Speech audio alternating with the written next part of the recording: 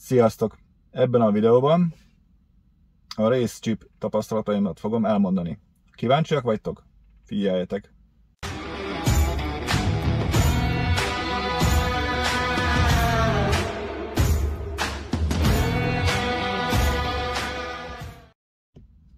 Kb. Egy hétig volt az autóban, így egy-két dolgot ki tudtam vele próbálni. Elvileg ez az eszköz azt a célt szolgálja, hogy pár kilométert tudjunk nyerni az autóval, vagy hát ezzel az eszközzel és így az autóval, és ezzel spóroljunk. Elsősorban a visszatöltés az, amit ez befolyásol a leírások szerint, és egy vezetési élményekhez ad hozzá. Hát kezdjük a visszatöltéssel. Én általában a visszatöltést nem szoktam használni. Én mindig vitorlázó módban használom az autót. Most egy pár napig próbálgattam, hogy miben befolyásolja a visszatöltést. Én azt tapasztaltam, hogy be van kapcsolva a visszatöltés, az autóban a rekuperáció, mit tudom én, 3-as fokozaton, és akkor engedett fel a gázt, akkor fékez az autó. És van egy pont, ahol úgymond nullában van az autó, úgymond vitorlázik. És hogyha akkor elkezdett kikapcsolni a rekuperációt, akkor elvég az autó egy picit megindul, vagy ez a fékező hatás megszűnik. Akkor az eszköz be volt kötve a gázpedálhoz, akkor ez a gyorsulás sokkal kisebb volt. És még egy olyan tapasztalatom ezzel kapcsolatban, hogy amikor ez az eszköz be volt kötve, nekem úgy tűnt, hogy a rekuperációs fékezőerő, és ebből kifolyólag én úgy gondolom a visszatöltés is erősebb. Úgyhogy valószínűleg ez adja az egyik dolgot annak, hogy ez az eszköz elvileg spórolást tud létrehozni az autóba, vagy autóval. A másik, hogy ebbe az eszközbe lehet beállítani különböző üzemmódokat, Eco, Comfort és Sport. Az autóban is van egy ugyanilyen beállítások, ami Eco, Normál és Sport módnak számít, és így minden esetben másképp viselkedik az autó. Az eszközt úgy állítottam be, hogy Eco-ba legyen, és például az autót is Eco-ba hagytam, akkor hát ilyen, hogy is mondjam, Eco Plus módot kaptam, vagy Eco a köbön inkább. Annyira nagyon-nagyon visszavette az egész autó teljesítményét.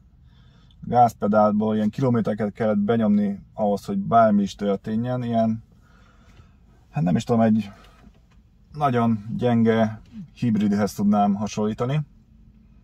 Annyira visszavette a teljesítményét, meg mindent. Úgyhogy valószínűleg ez a módozatú beállítás is hozzájárul az, hogy tudjunk spórolni az autóval kilométereket.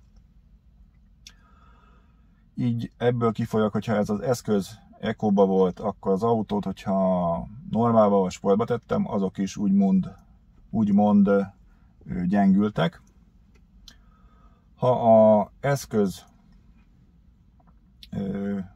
úgymond normál módban, vagyis hát igen, normál módban volt, akkor az autónak az Eco és a normál módja és a sport módja is nagyjából az alap beállításokhoz képest még mindig egy kicsit alacsonyabban volt. Vagyis jobban kellett a gázpedált nyomni, nem volt olyan húzóereje az autónak.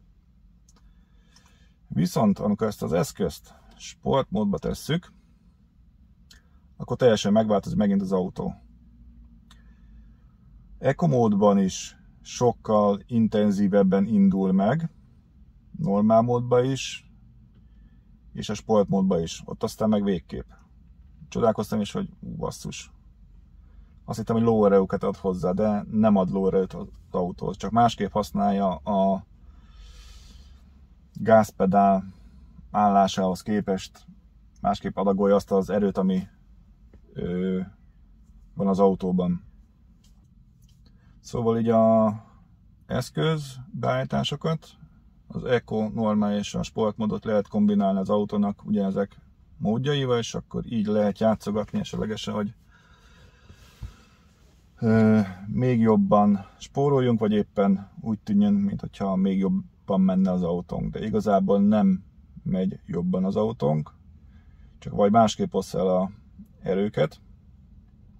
És ami utólag tűnt fel nekem, például a gyorsulási verseny után is, amikor kivettem bele az eszközt, és próbálgattam az autót így az alap beállításokkal, hogy amikor az eszköz benne volt, nem nagyon tudtam elkapartatni a kereket. De érzése sokkal-sokkal jobban megindul az autó. Valahogy átcsapatosítja a nyomatékot, vagy nem tudom micsodát, vagy magát a kipörgés gátlóba is beleszól valamilyen útomódon, ezt nem tudom. De meglepődtem, amikor kiszedtem belőle és nyomtam például a normál módba egy kövéret, és kipörgött a kerék, és mondom, hú basszus, akkor vettem észre, hogy amikor ez bent volt, nem csinált ilyet az autó. Alig lehet, hogy kipörgetne a kerekét. Úgyhogy igen érdekes az eszköz. És akkor térjünk most rá a gyorsulási versenyt, de szerintem akik jobban figyeltek, azok rájöttek, hogy ez az eszköz gyakorlatilag semmit nem adott hozzá ahhoz, hogy az autó gyorsulása jobb legyen. Igazából a leírások szerint is vezetési élményhez tud hozzáadni, és spórolni lehet vele. Én úgy vélem, ahogy én próbálgattam, hogy ez az eszköz, hogy ezzel az eszközzel lehet spórolni. Én nem vagyok az a fajta, aki szokott spórolni, úgyhogy ha én nekiálltam volna spórolgatni, akkor mindenképpen spóroltam volna, mivel én nem nagyon kímélem az autót ilyen szempontból. Ezt egy olyan embernek kéne kipróbálni, aki alapból is egy spórolós, és ahhoz képes lehet-e még ezzel spórolni. Én úgy vélem, hogy lehet. Másik dolog, hogy hozzáad a vezetési élményhez. Ez szerintem így van. Hisz sportmódban mind a 3 autós beállításnál sokkal-sokkal jobban megindul, sokkal élvezetesebb. Úgyhogy én úgy vélem, hogy amit mondanak róla, szerintem működik. Az, hogy ez megér 300 eurót, azt nem tudom. Nekem biztos nem. Én ezért nem venném meg, de van, akinek biztos megéri. Mondjuk, akitől kölcsön kaptam. Úgyhogy, de ezt döntse el mindenki maga. Úgyhogy körülbelül ennyi. Hogyha tetszett a videó, iratkozzatok fel, nyomjátok be a kis csengettyűt, hogy kapjátok értesítést a videókról, és találkozunk a következő videóban. Sziasztok!